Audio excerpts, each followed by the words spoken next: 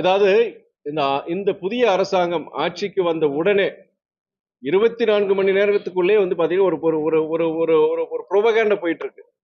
ஏன்னா நாளொரு பொழுதும் குற்றங்கள் நடக்குது, கொலை நடக்குது, அது நடக்குது அப்படின்னு சொல்லிட்டு இந்த ஆட்சி என்ன பண்றாங்க செய்யறாங்கன்னு சொல்லிட்டு பார்க்கும்போது பல்வேறு விஷயங்கள்ல வந்து ஒரு குற்றச்சாட்டுகள் அந்த ஆட்சியத்து மேல வைக்கிறாங்க. நாங்க இனி நாங்க திமுக கூட்டணியில தான் இருக்கிறோம். அதுல எந்த மாற்றமும் கிடையாது. இன்னைக்கு வரைக்கும் எந்த மாற்றமும் கிடையாது. இருந்தாலுமே மறுமலர்ச்சி திமுகவுடைய உடைய நிலைப்பாடு என்னுடைய ஒரு கருத்து என்னன்னா, எந்த ஒரு ஆட்சி புதிய ஆட்சி வந்தாலுமே குறைந்தபட்சம் 6 மாதத்துல 1 வருஷம் நம்ம கால அவகாசம் கொடுக்கணும். ஏன்னா சென்ற ஆட்சியில் நியமிக்கப்பட்ட அந்த அதிகாரிகள் இனியும் தொடர்றாங்க, பல இதுல தொடர்றாங்க. இன்ஃபேக்ட் இன்னைக்கு மாவட்ட ஆட்சியர்கள் கலெக்டர்ஸ் பல டிஸ்ட்ரிக்ட்ஸ் பல மாவட்டங்கள்ல இன்னைக்கு டிரான்ஸ்பர்ஸ் இன்னைக்கு நடந்திருக்கு. நீங்களே காலையில பேப்பர்ல பார்த்திருப்பீங்க. சோ என்னன்னா இது அதே மாதிரி நான் சென்ற திமுக ஆட்சியில் இருக்கும் போதே இதே புதுக்கோட்டையில் சரி பல இடங்கள்ல எங்கிட்ட கேள்வி என்ன கேட்பீங்க, நீங்க வந்து இந்த மாதிரி சம்பவம் குற்ற சம்பவம் நடந்திருக்கு, இது நடந்திருக்கு. எந்த குற்ற சம்பவம் அப்பயும் சரி இப்பயும் சரி குற்ற சம்பவங்கள் நம்ம வந்து 100 விழுக்காடு தவிர்க்க முடியாது. ஒரு வளரும் நாடு, வளர்ந்த நாடுகள்லயே பிரச்சனை ஆயிட்டு தான் இருக்கு. நீங்க அதே நேரத்தில் நீங்க கம்பேர் பண்ணி பாருங்க, பிற மாநிலங்கள் வட மாநிலங்கள்ல பாருங்க, நீங்க அங்க எவ்வளவு குற்ற செயல்பாடுகள். நான் சொல்லல, நீங்க தேசிய நேஷனல் கிரைம் ரெக்கார்ட்ஸ் பியூரோ படிப்பா அதனுடைய தேசிய குற்றப்பிரிவு அந்த திட்ட அறிக்கை அவங்க இதுலயே பொறுத்த வரைக்கும் வட மாநிலங்கள் அதிகமா இருக்கு. தமிழ்நாடு பொறுத்த வரைக்கும் ஓரளவு நல்லா இருக்கு. இருந்தாலுமே நான் அது சரின்னு சொல்லல. இங்க குற்றங்கள் நடக்குது. ஆனா குற்றங்கள் அது செய்யறதுக்கு செய்யறவங்க மேல நடவடிக்கை, நீங்க எஃப்ஐஆர் இருக்கட்டும், அந்த தவறு செஞ்சவங்க மேல நடவடிக்கை எடுக்கிறாங்கன்னா கண்டிப்பா சென்ற ஆட்சியா இருக்கட்டும் இந்த ஆட்சியை அவங்க எடுக்கிறாங்க. அதனால இந்த ஆட்சி எடுக்கிறாங்க. ஆனா நீங்க வந்து ஒரு முழுமையா 100% இது வந்து ஒரு குற்றங்களே இல்லாத ஒரு மாநிலங்கிறது அது பிராக்டிகலி நாட் பாசிபிள். என்னுடைய பத்திரிகை நீங்க கேட்ட கேள்விக்கு சொல்றேன். புதிய ஆட்சியை பொறுத்த வரைக்கும் முதலமைச்சருக்கு உங்கள் சார்பாகவும் சரி மக்கள் சார்பாகவும் சரி என்ன ஒரு வேண்டுகோள் வைக்கிறேன்னா, ஒரு 6 மாசம் 1 வருஷம் அவகாசம் இருந்தாலும் சரி அது மாற்றத்திற்கு உண்டான ஒரு முயற்சியை கண்டிப்பா எடுக்கணும். சரியான அதிகாரிகளை பொறுத்து நீங்க நியமிக்கணுங்கிறதா என்னுடைய வேண்டுகோளை நான் வைக்கிறேன். யாரா ஒருத்தர் கேளுங்க. பெண்களுக்கு பாதுகாப்பு இல்ல, குற்றச்சம்பவம் அதிகமா இருந்தா இதை முன்னிட்டு தான் அவங்களோட ஆட்சிக்கே வந்திருக்காங்க. ஏன்னா அது வந்து வாட்ஸ்அப் மூலமா நிறைய ஒரு மறுபடி தான் இந்த ஆட்சிக்கு வந்திருக்காங்க. இந்த சூழ்நிலையில நீங்க வளர்ச்சி திட்டம் செய்யறதுக்கு 6 மாசம் தான் எடுத்துக்கலாம். இந்த சட்டம் ஒழுங்கு பிரச்சனையை சரி பண்றது உடனே செய்யலாமே. அவங்க கையில இருக்கு. முதல் கையெழுத்து சிங்கப்பெண் ஒருத்தர் கேள்வி கேளுங்க. இது பாருங்க, ஒருத்தர் யாரோ ஒருத்தர் பேசுங்க. முதல் கையெழுத்து வந்து சிங்கப்பெண் படைக்கு போட்டாரு. அதுவே இந்த செயல்பாட்டுக்கு வரல. முதல் கையெழுத்து இந்த செயல்பாட்டுக்கு வரல. அதாவது அந்த சிங்கப்பெண் அதிரடிப்படைன்னு சொல்லிட்டு ஒன்று அறிவிச்சிருந்தாங்க. பெண்களுடைய பாதுகாப்புக்காண்டி இது போன்ற குற்றச்சம்பவம் நடக்கக்கூடாதுக்காண்டி அந்த ஒரு இது அறிவிச்சிருந்தாங்க. நீங்க சொல்றபடி அது இப்போ வந்து அதை உடனடியாக கொண்டு வர முடியல. அது எதுக்காண்டி இது காலதாமதம் செய்யறாங்க எனக்கும் தெரியல. ஆனால் உங்களுடைய எல்லாருடைய கேள்வி இல்லைன்னா, நீங்க 0% எங்கேயுமே தவறே நடக்காது அப்படிங்கறத வந்து கண்டிப்பா எந்த அரசாங்கமும் பண்ண முடியும். வளர்ந்த நாடுகளே பொறுத்த வரைக்கும் நடந்துட்டு தான் பிரச்சனை நடந்தது. ஆனா அந்த குற்றங்கள் அந்த நடக்குதா, தவறு செய்யறாங்களா, அவங்க மேல நடவடிக்கை எடுக்கிறாங்களா? இப்ப நீங்க சொல்றது 3-4 சம்பவம், கோயம்புத்தூர் சம்பவமா இருக்கட்டும், இங்க புதுக்கோட்டையில ஒரு சம்பவமா இருக்கட்டும், எந்த சம்பவம் பொறுத்த வரைக்கும் அவங்க நடவடிக்கை எடுத்திருக்காங்க, கைது பண்ணியிருக்கிறாங்க. ஆனால் நீங்க எடுத்த உடனே கம்ப்ளீட்டா வந்து சினிமால தான் அது பார்க்க முடியும். நீங்க சினிமால தான் அது பார்க்க முடியும். நடைமுறைக்கு வந்து நீங்க 100% எந்த ஒரு குற்ற சம்பவம் இல்லாத ஒரு இது பண்ணுங்க முடியவே முடியாது.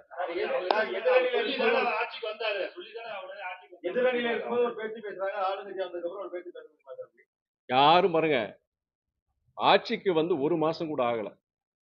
நீங்க வந்து ஒரு ஒரு நீங்க காவல்துறையா இருக்கட்டும், இல்ல போக்குவரத்து துறையா இருக்கட்டும், மின்சாரத்துறையா இருக்கட்டும், எதுவுமே எதுனா ஒரு மாற்றங்களை கொண்டு வரணும்னா அந்த புதிய அரசாங்கத்துக்கு ஒரு கால அவகாசம் கண்டிப்பா நீங்க கொடுக்கணும். ஒரே வாரத்துல 4 நாள்ல நீங்க இதை பண்ணிட முடியும், கண்டிப்பா அது முடியாதுங்க. அது சாத்தியம் படாது. நீங்க அவங்க தேர்தல் நேரத்துல வந்து எல்லா கட்சிகளும் சொல்றதா நாங்க ஆட்சிக்கு வந்தா நாங்க இது பண்ணிடுவோம். ஆனா ஒரு கிராஜுவல் மேனர், ஒரு ஃபேஸ்ட் மேனர் ஒரு மாற்றங்களை கொண்டு வருமே தவிர 24 மணி நேரத்துல டக்குன்னு ஒரு மாற்றத்தை வந்து அது சினிமாவில் வேணா பண்ணலாங்க. இது நடைமுறைக்கு சாத்தியப்படாது.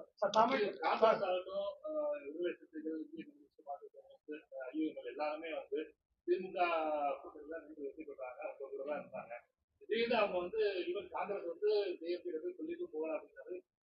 எஸ்எஸ்சிஎம்ஏ வந்து இது வச்சிருக்காரு.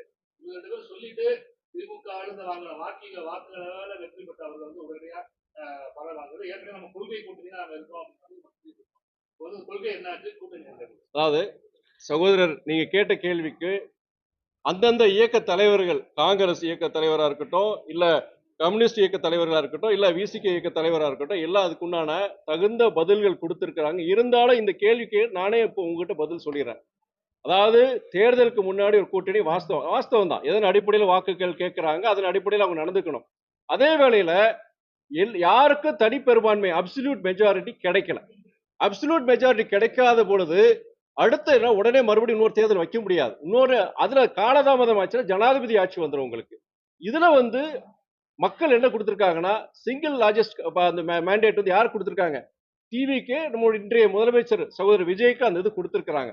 அதன் அடிப்படையில் பொறுத்த வரைக்கும் ஒரு ஜனாதிபதி ஆட்சியை தவிர்க்கிறதுக்காண்டி அந்த வேற மாதிரி குழப்பங்கள் நடந்துடக்கூடாதுங்கிறதுக்காண்டி தான் நம்மளுடைய கம்யூனிஸ்ட் இயக்கங்களா இருக்கட்டும், காங்கிரஸா இருக்கட்டும், இல்ல விசிகேயா இருக்கட்டும், அவங்க வந்து இந்த ஆதரவு கொடுத்திருக்கிறாங்க. யாருக்கு? இப்ப இருக்கிற அரசாங்கத்துக்கு ஆதரவு கொடுத்திருக்காங்க. அது தெளிவான விளக்கத்தை கொடுத்திருக்கிறாங்க. நீங்க அப்போ அவங்க வாங்கின ஓட்டு வந்து பொறுத்த வரைக்கும் இந்த இந்த கூட்டணியின் அடிப்படையில் இவர் தானே முதலமைச்சர் சொல்லி நாங்க வாக்குகள் கேட்டோம், இவ எப்படி மாத்தி சொல்லலாம்னு சொல்றாங்க. கடந்த காலங்கள் என்ன நடந்தது? நீங்க மூத்த பத்திரிகைகள் நீங்க இருக்கிறீங்க சகோதரர், பல பேர் இருக்கிறீங்க. 2006 என்ன நடந்தது? இதுக்கு முன்னாடி சென்ற முறை அதிமுக இருக்கட்டும், திமுக இருக்கட்டும், அவங்களுக்கு அந்த மெஜாரிட்டி கிடைக்கலங்கிற போது சில யுக்திகளை கையாளுறாங்க. சரி, அது சரியா தவறாங்கிற நீங்க அவங்க கிட்ட தான் கேட்கணும். ஆனால் இப்போ இப்போ வந்து இப்ப அந்த புதிய அரசாங்கத்துல கூட்டணி சேர்ந்த இந்த இயக்கங்கள் காங்கிரஸா இருக்கட்டும், விசிகே இருக்கட்டும், கம்யூனிஸ்டா இருக்கட்டும், அவங்க வந்து காரணம் சொல்லியிருக்கிறாங்க. நாங்க ஜனாதிபதி ஆட்சி வந்துடக்கூடாது, வேற போன்ற சில குழப்பங்கள் வந்துடக்கூடாது, அதன் காரணமாக நாங்கள் ஒரு கண்டிஷனல் சப்போர்ட், அன்கண்டிஷனல் கிடையாது, கண்டிஷனல் சப்போர்ட் நாங்க வந்து இந்த புதிய தாவேக்காக்கு கொடுக்கறோம்னு தெளிவா சொல்லியிருக்கிறாங்க.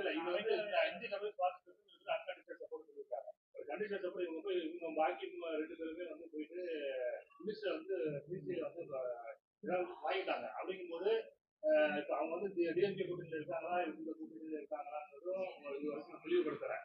ஒண்ணு. அடுத்தது வந்து பிஃபோர் எலெக்ஷன் டிவிகேவை இதே கூட்டணியில் இருந்தவங்க என்ன பேச்சு பேசுறாங்க. திருமாவளவன் வந்து ஆர்எஸ்எஸோட செல்ல பிள்ளை விஜய்னு பிரச்சாரம் பண்ணாரு. இப்ப அதே திருமாவளவன் அங்க மினிஸ்ட்ரியில இடம்பெற்றிருக்காரு. அதனால ஆர்எஸ்எஸ் ரெண்டு விஷயங்க. நீங்க அண்ணன் திருமா வந்து இந்த கூட்டணியில இப்போ நம்முடைய முதலமைச்சர் விஜயோட அந்த கூட்டணியில சேர்றதுக்கு முன்னாடி இந்த தேர்தலில் என்ன பரப்புரையில் என்ன பேசினாரு, இப்போ எதன் அடிப்படையில் இப்போ இந்த கூட்டணியில் சேர்ந்திருக்கிறாரு, இந்த கேள்வி வந்து நீங்க அண்ணன் கிட்ட தான் கேட்கணும். அதே வேளையில் நான் சொல்லிடுறேன். நான் விசிகேவா இருக்கட்டும், கம்யூனிஸ்டா இருக்கட்டும், காங்கிரஸா இருக்கட்டும், தேர்தலுக்கு முன்னாடி அவங்க ஏதாவது வந்து ஒரு ஒரு ஒரு தேர்தல் பரப்புரைங்கும்போது சில அறிக்கைகள் கொடுத்திருக்கலாம். இந்த புதிய அரசாங்கம் ஒரு முதலமைச்சர் பத்தி கூட அவங்க கொடுத்திருக்கலாம். ஆனால் எதன் அடிப்படையில் நாங்கள் ஆதரவு தருகிறோம், எதன் அடிப்படையில் நாங்க திமுக கூட்டணி விட்டு வெளியே வந்து இப்போ இந்த கூட்டணியில் நாங்க சேர்ந்திருக்கோங்கிறது தெளிவா சொல்லியிருக்கிறாங்க. அதை என்னன்னா, நாங்க இந்த நேரத்துல வந்து ஒரு தொங்கு மந்திரி சபை ஹங் அசம்பிளி மாதிரி வந்திருக்கு. இந்த நேரத்துல காலதாமதம் செய்யறதோ இப்போ நாளைக்கு ஜனாதிபதி ஆச்சிரும், நாளைக்கு வந்து இந்த ஜனங்க ஓட்டு போட்டிருக்கிறாங்க. யாருக்கு ஜாஸ்தியா கொடுத்திருக்காங்கன்னா விஜய் அவருடைய இயக்கத்துக்கு தான் கொடுத்திருக்காங்க. அப்படி இருக்கிற சூழ்நிலையில நாங்க வந்து இந்த நேரத்துல ஒரு கண்டிஷனல் சப்போர்ட் தான் கொடுத்திருக்காங்க. அதாவது மதசார்பின்மை, சமத்துவம், சமூக நீதியின் அடிப்படையில நாங்க வந்து இந்த அரசாங்கத்துக்கு நாங்க ஆதரவு தெளிவா அவங்க சொல்லியிருக்காங்க. அப்படி இருக்கும் பொழுது என்னன்னா, நீங்க சொன்ன ஒரு தேர்தலுக்கு முன்னாடி அந்த பீப்புள் அலையன்ஸ் படி அவங்க எப்படி இருந்தாங்க அதே மாதிரி இந்த அலையன்ஸ் வர இந்த ஆட்சி அமைச்சிருக்க முடியாது.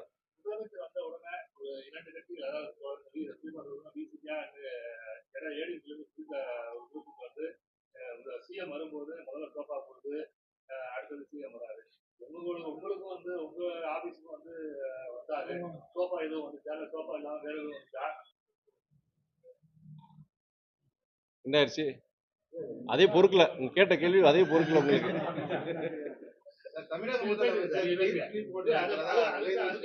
அதாவது இது பாருங்க, நீங்க இந்த கேட்கிற அந்த மாதிரி கேள்விகளுக்கெல்லாம் என்னன்னா, நான் பாக்குறது வந்து அது இப்ப எங்க இல்லத்திற்கு வரும்போது மரியாதை நிமித்தமாக வருகிறார். ஒரு தமிழ்நாட்டுடைய மூத்த ஒரு அரசியல் தலைவர் திரு வைகோ அவர்களை வந்து பார்க்க வராரு. புதிய அரசாங்கம் நாங்க அமைச்சிருக்கிறோம். அவருடைய ஒரு மரியாதை நிமித்தமா வராரு. எங்க வீட்டுக்கு மாத்திரம் இல்ல, முன்னாள் முதலமைச்சர் அண்ணன் தளபதி மு.க. ஸ்டாலின் அவங்களும் வீட்டுக்கு போறாங்க. எல்லாம் இது வந்து ஒரு புதிய ஒரு கலாச்சாரம், ஒரு வரவேற்கத்தக்க ஒரு கலாச்சாரம் நான் பாக்குறேன் நான். ஏன்னா தமிழ்நாடு அரசியல் உங்களுக்கு தெரியும், அவ்வளவு ஒரு மனக்கசப்புலையும் ஒரு பழிவாங்கும் அரசியல் நடக்கிற இந்த இதுல இப்போ வெற்றி பெற்ற ஒரு முதலமைச்சர் நீங்க எதிர்கட்சிகளுடைய தலைவர்கள் எல்லாருமே பார்க்கிறார், சந்திக்கிறாரு. அது ஒரு வரவேற்கத்தக்க ஒரு இதாக நான் பாக்குறேன் நான். அது தவறே கிடையாது. இதுல வந்து எங்க ஒரு இடத்துல வந்து அந்த ஆபீஸ் கொடுத்துருக்கு, அந்த நேரத்தில் சோபா வந்திருக்கலாம், இல்ல இருக்கிற அந்த பிறனா ஒரு சரியான வந்து வரவேற்பறையில் ஏதாவது இல்லாமல் இருந்திருக்கலாம். அது வசதிக்கான போட்டிருக்கலாம். அதை போய் நீங்க ஒரு பெரிய ஒரு இது கான்ட்ரவர்சியை கொண்டு போய் எனக்கு புரியல. எனக்கு இப்போ எங்க வீட்டுக்கு வரும்போது ஒண்ணு நீங்களே பாத்தீங்களா, எல்லா எத்தனை கேமராமேன் இருந்தீங்க, வந்தாரு, பார்த்தாரு, தலைவர்கிட்ட அவங்க வாழ்த்து பெற்றாரு, நல்லா போன சிரிச்சுட்டு போனாரு.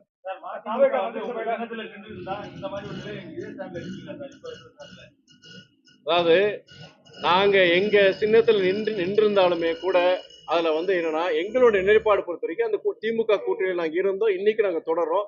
அதே வேளையில பொறுத்த வரைக்கும் என்னன்னா ஒரு இயக்கம் பொறுத்த வரைக்கும் ஒரே கூட்டணியில் இருக்கணுங்கிறது அவசியம் கிடையாது. இந்த கடந்த காலங்கள் நீங்க பார்த்திருப்பீங்க.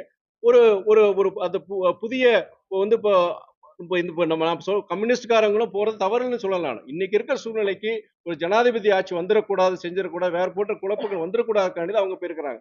எங்களை பொறுத்த வரைக்கும் நாங்க வந்து சின்னம் வந்து பாத்தீங்கன்னா திமுக சின்னத்துல நின்னோம். இப்ப நாங்க அதுல கூட்டணியில நாங்க தொடரோம். நாங்க கூட்டணி விட்டு வெளியே போனோம் சொல்லலையே நாங்க.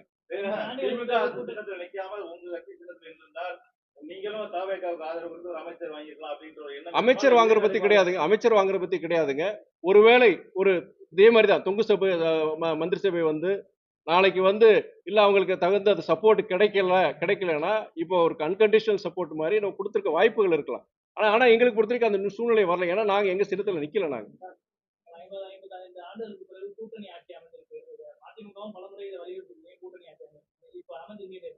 இந்த கூட்டணி ஆட்சி பொறுத்த வரைக்கும் இது வந்து எப்படின்னா நான் நல்ல விஷயமா தான் பாக்குறேன். ஏன்னா ஒரு ஒரு நான்கு ஒரு ஒரு ஒரு சிங்கிள் மெஜாரிட்டியோட ஒரு 3-4 இயக்கங்கள் சேர்ந்து வரும்போது ஏதோ ஒரு தவறு நடக்குதுன்னு வச்சுக்கோங்க, அதை சுட்டி காமிக்க முடியும், அந்த தவறை திருத்திக்க முடியும். அந்த அந்த ஆட்சியில் இருக்க அந்த அரசாங்கத்துக்கும் அந்த மெஜாரிட்டி வாங்கியிருக்காங்களே அந்த இயக்கத்துக்கும் அந்த பொறுத்த வரைக்கும் ஒரு நிர்பந்தம் வரலாம். சரி இவங்க பேச்சை கேட்கணும் அப்படின்னு ஒரு நிர்பந்தம் வரும். ஒரு நல்ல விஷயமா தான் பாக்குறேன் நான். அது தவிர நான் புதிய அரசை பத்தி விமர்சனம் செய்ய 6 மாசத்துல இருந்து 1 வருஷம் ஆகுங்க. செய்தியாளர் சந்திப்பு பொறுத்த வரைக்கும் நீங்க வந்து ஒரு ஒரு அரசியல்வாதியா ஒரு மக்கள் பிரதிநிதியா நீங்க சந்திக்கிறது நல்லதா நான் பாக்குறேன். நான் முக்கியமான பிரச்சனைகள் வரும்போது முக்கியமான பிரச்சனை வந்து நீங்க பத்திரிகையாளர் நீங்க தான் உங்க மூலியமா ஜனங்களுக்கு அந்த செய்திகள் போய் சேரும். இப்போ உங்களுடைய மக்களுடைய கருத்து ஒரு மாதிரி இருக்கலாம், இல்ல வந்து ஒரு எதிர்கட்சிகளோட குற்றச்சாட்டு இருக்கலாம். அதுக்கு பத்திரிகையாளர் மூலியமா தான் நம்ம அந்த உண்டான விளக்கங்கள் கொடுக்குற வாய்ப்புனா அப்படிதான் நான் பாக்குறேன். இப்போ நீங்க வரும்போது எல்லாமே வந்து பாசிட்டிவ் கொஸ்டின்ஸ் கேட்கலாம். நீங்க எப்போ வரும்போது நெகட்டிவ் கொஸ்டின்ஸ் கேட்கலாம். ஆனா நெகட்டிவ் கொஸ்டின்ஸ் பொறுத்த வரைக்கும் என்னுடைய ஒரு பதில் கொடுக்கறதுக்கு மக்கள் கிட்ட போய் என்னுடைய விளக்கத்தை கொடுக்கறது வாய்ப்பை நான் பாக்குறேன். நான் அது நீங்க முதலமைச்சரா இருக்கட்டும், எந்த மக்கள் பிரதிநிதியா இருக்கட்டும், மக்கள் சந்திப்பு வந்து இது மாதிரி பத்திரிகையாளர் சந்திப்பை தவிர்க்க கூடாதுங்கிறத என்னுடைய கருத்து.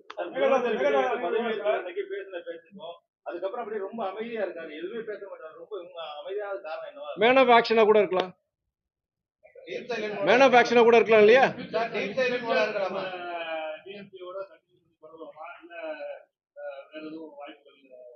வேற என்ன வாய்ப்புகள்?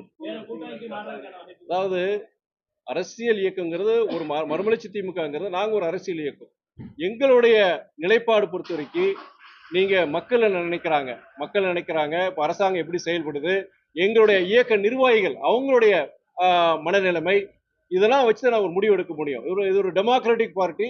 அப்படி இருக்கும்போது எங்களுடைய பொதுக்குழு என்ன பொதுக்குழு நாங்கள் கூட்டியிருக்கோம். நாங்கள் பொதுக்குழு கூட்டி நாளைக்கு இந்த எங்களுடைய இயக்க நிர்வாகிகள் என்ன நினைக்கிறாங்க, இந்த கூட்டணியை நம்ம தொடரணுமா, அப்படி இல்லை வேற ஏதாவது முடிவு எடுக்கணுமாங்கிறது இயக்க முடிவெடுக்கும். இது தனிப்பட்ட நானோ சரி, இல்லை எங்களுடைய தலைவர் பொதுச்செயலர் தலைவர் வைகோவோ சரி, இது முடிவெடுக்க முடியாது.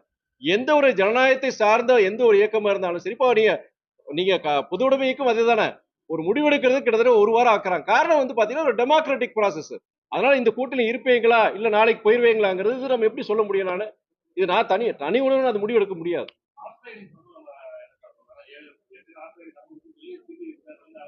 யார் சொல்றது அது குற்றச்சாட்டு? இன்னொரு தடவை சொல்லுங்க, யார் அது குற்றச்சாட்டு வைக்கிறாங்க? டிடிவி இல்ல அண்ணன் தினகரன் வந்து ஹார்ஸ் ட்ரேடிங் பத்தி பேசுறாரா? நான் உங்ககிட்ட கேக்குறேன், அண்ணன் தினகரன் வந்து குதிரை பேரம் பத்தி பேசுறாரா? அந்த கேள்வியில அது பதில் இருக்கு. போக அடுத்த கொஸ்டின்.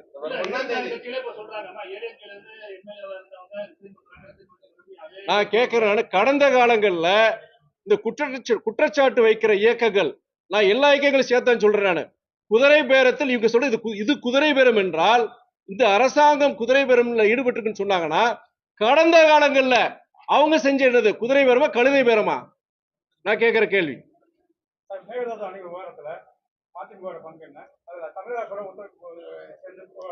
மேகதாது அணை பொறுத்த வரைக்கும் கர்நாடகா அரசு அவருடைய அவங்க அவங்க அவங்க அவங்க செய்யறதும் அவங்க சொல்றதும் அபத்தமானது. உச்சநீதிமன்ற தீர்ப்புக்கு சரி, அந்த நம்முடைய காவேரி அந்த நதிநீர் ஆணையம் அவங்களுடைய அந்த எடுத்த முடிவுக்கும் எதிரானதை நான் சொல்லுவேன். நானு தெளிவா சொல்லியிருக்கிறாங்க, ஒரு வருஷத்துக்கு 177 டிஎம்சி வந்து தமிழ்நாடு கொடுக்கணும்னு சொல்லியிருக்கிறாங்க. அது அவங்க கர்நாடக அரசு கொடுக்கறது கிடையாது. இப்போ அந்த மேகதாது காவிரியை குறுக்க மேகதாது அணையை கட்டினாங்கன்னா தமிழ்நாட்டுக்கு வர வேண்டிய அந்த 177 டிஎம்சி கண்டிப்பா வர போறது கிடையாது. அது வந்து என்னன்னா உச்சநீதிமன்ற தீர்ப்புக்கு எதிரான ஒரு செயல்பாடு. இப்போ அவங்க என்னன்னா சுப்ரீம் கோர்ட் உச்சநீதிமன்றம் என்ன சொல்லியிருக்காங்கன்னா, நாங்க வந்து அந்த டிபிஆர் அந்த விரிவான அந்த திட்ட அறிக்கை அதை நீங்க தயார் பண்ணலாம்னு சொல்லியிருக்காங்க. ஆனா உச்சநீதிமன்றம் பொறுத்த வரைக்கும் நீங்க மேகதாது அணையை நீங்க கட்டிக்கலாங்கிறத ஒன்னும் சொல்லலாம். ஆனால் கர்நாடக அரசு அங்க இருக்கிற காங்கிரஸ் அரசாங்கம் பொறுத்த வரைக்கும் என்ன சொல்றாங்கன்னா, உச்சநீதிமன்ற தீர்ப்பு கொடுத்துருச்சு, நாங்க வரவேற்கிறோம்னு சொல்றாங்க. வரவேற்பு எதுக்கு? அந்த விரிவான திட்ட அறிக்கைக்கு இனிமே அவங்க ப்ரொபோசல் கொடுப்பாங்க, ஒன்றிய அரசு முடிவு எடுக்கணும். நம்முடைய முதலமைச்சரும் சரி, இங்க இருக்கிற எதிர்கட்சிகள், நம்முடைய முன்னாள் முதலமைச்சர் அண்ணன் தளபதி உட்பட நாம எல்லாருமே என்ன சொல்றோம்னா, மேகதாது அணை கட்டக்கூடாது. ஒன்றிய அரசு கர்நாடக அரசுடைய இந்த முயற்சியை வந்து முறியடிக்கணும். இது வந்து உச்சநீதிமன்றத்துக்கு தீர்ப்புக்கு எதிரானது, தமிழ்நாடு மக்களுக்கு எதிரான ஒரு நிலைப்பாடை வந்து இன்னைக்கு கர்நாடக அரசு எடுத்து அது கண்டிப்பா வந்து அது வந்து அநீதியான ஒரு விஷயம் சொல்லி எல்லாருமே சொல்லியிருக்கிறாங்க. நாங்களும் அந்த நிலைப்பாடு தான் இருக்கிறோம்.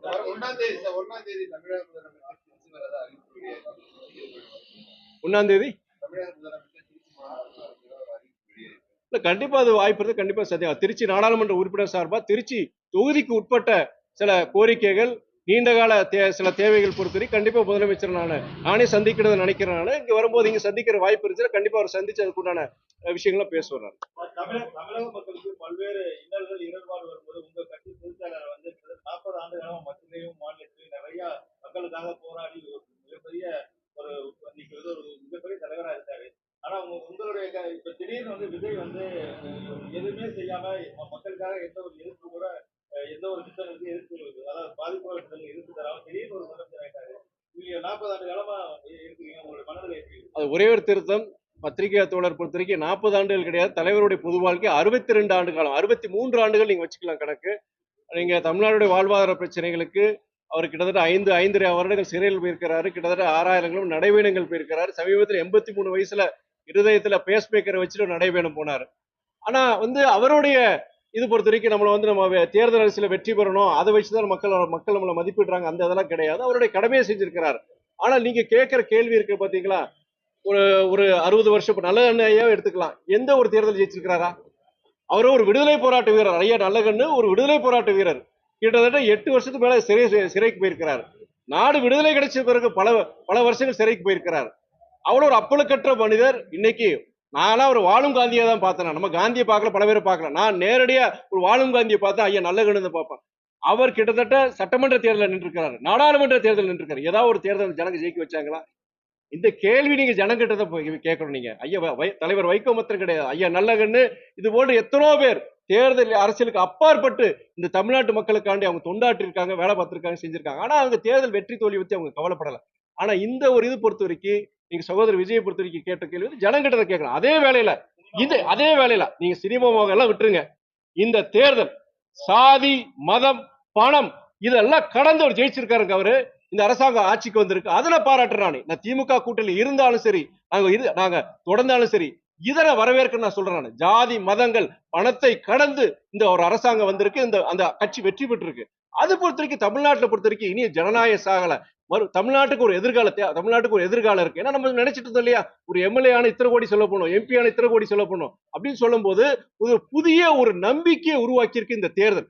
நான் சகோதரர் விஜயன் மாத்திரம் சொல்லல, நான் தாவேக்கான் மாத்திரம் சொல்லல.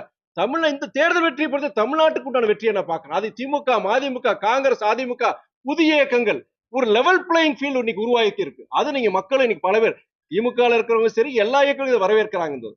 ஜாதி மதம் பணத்தை கடந்து இங்க ஒருத்தர் ஜெயிக்கலாம். எளியோர் சாதாரண ஆட்டோக்காரங்க ஜெயிச்சிருக்கீங்க, எம்எல்ஏ ஆயிருக்காங்க. தண்ணிக்கான் போடுறவங்க ஜெயிச்சு எம்எல்ஏ ஆயிருக்காங்க. இது எப்போ ஆச்சு? 1967 நினைக்கிறேன். அன்னைக்கு திமுக அன்னைக்கு அண்ணா தலைமையில ஆட்சிக்கு வரும் பொழுது அப்போ இதே மாதிரி தான் நடந்தது. எளியோர்கள் வந்து பல பேர் ஜெயிச்சாங்க அன்னைக்கு. அப்போ காங்கிரஸ் பொறுத்த வரைக்கும் அன்னைக்கு காங்கிரஸ் இயக்கம் பொறுத்த வரைக்கும் அன்னைக்கு அது ஒரு ஜமீன்தார்கள் ஒரு கட்சியா அன்னைக்கு சொல்லிட்டு இருந்தாங்க. யாரும் வந்து எம்எல்ஏவோ அதெல்லாம் ஆக முடியாது. ஒரு பெரிய இந்த மாதிரி நரசிம்மந்தாரா இருந்தா இது மாதிரி இருந்தாலும் வெற்றி பெறலாம். அதெல்லாம் கடந்து ஒரு எளியோர்களின் இயக்கம் அன்னைக்கு திமுக ஜெயிச்சு வந்தது. இன்னைக்கு வந்து வரலாறு இன்னைக்கு திரும்பி இருக்கு. இது வந்து ஒரு புதிய ஒரு ஒரு ஒரு ஒரு நம்பிக்கை உருவாக்கி இருக்குன்னு சொல்ல முடியும். பல்வேறு குற்றச்சம்பவங்கள் உள்ளவங்க அமைச்சராக பதவியேற்றுட்டாங்க. அது எப்படி பாக்குறீங்க சார்? தமிழகத்துல வந்து எங்க டிஎஃப்சி தனியாக தேர்வு வைக்க முடியல, அதெல்லாம் தனி தலைவர் சொல்லி கர்நாடக குற்றச்சாட்டு இருக்கு.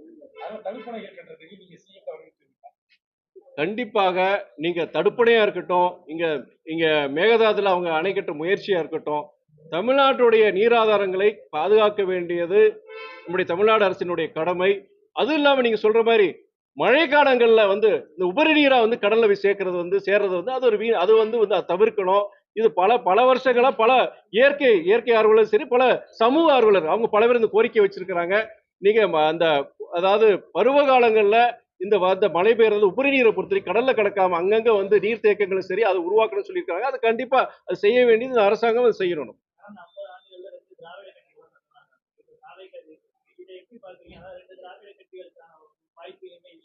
இல்ல நான் தாவேகா வந்து ஒரு திராவிட இயக்கமா தான் நான் பாக்குறேன். நல்லா தெரிஞ்சுக்கோங்க. அவர் பெரியாரை பத்தியும் பேசுறாரு, அண்ணா பத்தியும் பேசுறாரு, பெரியார் அண்ணாவுடைய கொள்கைகளை பத்தி பேசியிருக்கிறாரு. சமூக நீதியின் அடிப்படையில சமத்துவத்தின் அடிப்படையில் இந்த ஆட்சி நடக்கணும்னு அவங்க சொல்லியிருக்காங்க. பற்ற அந்த இயக்க நிர்வாகிகள் சொல்லியிருக்கிறாங்க. அதனால தாவேகா வந்து ஒரு திராவிட இயக்கம் இல்லைன்னு சொல்ல முடியாது. அது ஒரு திராவிட இயக்கம் வந்து நான் பாக்குறேன். நானு இன்னொன்னு சொல்லிடுறேன். நானு நீங்க திமுக அதிமுகவுக்கு மாற்றாக ஒரு மதவாத இயக்கம் வர்றதை விட இன்னொரு திராவிட இயக்கம் வந்தது நல்லதுன்னு நான் பாக்குறேன். நான் தாவேகா மந்திரிசபையில பிசிகா சென்றதுக்கு அப்புறம் ரெண்டு கட்சிகளுடைய வார்த்தை போர், அதாவது நிர்வாகிகளுக்கு தடைப்பட்ட தொண்டர்கள் வரைக்கும் வார்த்தை போர் அதிகமாக எந்த நிர்வாகிகள் வார்த்தை போர்? நீங்க அது அண்ணன் திரும்ப வந்து ஒரு நல்ல கருத்து சொல்லியிருக்கிறாரு. இது வரைக்கும் நாங்க திமுக கூட்டணியில தொடர்ந்தனமோ ஏதோ ஒரு சில காரணங்களுக்காண்டி நம்ம இந்த முடிவு எடுத்தனமோ. ஆனா அந்த இல்ல நான் சமூக வலைதளங்கள்ல நீங்க விசிகே திமுக விட்டுருங்க, பொதுவா வந்து சில கண்ணியங்களை கடைபிடிக்கணும். சும்மா ரூமுக்குள்ள உட்காந்துட்டு கையில ஒரு செல்போனை வச்சுக்கிட்டு இன்னைக்கு என்ன வேணா கருத்துக்கள் சொல்ல கொச்சையா பேசு, இது ஒரு வாடிக்கையாச்சு. இது ஒரு விதமான மக்கள் கிட்ட தான் அந்த மாற்றம் வரணும். மக்கள் கிட்ட ஒரு மாற்றம் வரணும். இயக்க தலைவர்கள் அங்க இணையதள அணி மூலியமா ஒரு ஒரு சோசியல் எட்டிகேட், ஒரு சோசியல் மீடியால ஒரு எட்டிகேட் ஃபாலோ பண்ணணும். சில வரைமுறைகள் இருக்கணும், அதை தாண்டக்கூடாது. கண்ணியமான முறைகளை நம்ம பதிவு செய்யலாம். நீங்க கண்டிங்க, நீங்க எதிர்த்து உங்களுடைய இதை பதிவு செய்யுங்க. ஆனால் ஒரு கண்ணியமான முறையில கொச்சைப்படுத்தாம இது பண்ணணும். இது திமுக விசிகே மாத்திரம் கிடையாதுங்க. இந்த ஒரு கண்ணியமற்ற முறையில ஒரு கொச்சைப்படுத்தி செஞ்சு சமூக வலைதளங்கள்ல அரசியல் இயக்கங்களை சார்ந்த அந்த தொண்டர்கள் ஈடுபடும் போது அது ரொம்ப வேதனையா இருக்கு. பொதுவாகவே எல்லாரும் அதை தவிர்க்குங்கிறது என்னுடைய ஒரு வேண்டுகோளா இருக்கு. திருவான்மியூர் காட்டன் ஹவுஸ் இப்பொழுது OMR காரப்பாக்கத்தில் மே 29ஆம் தேதி பிரம்மாண்ட திறப்பு விழா.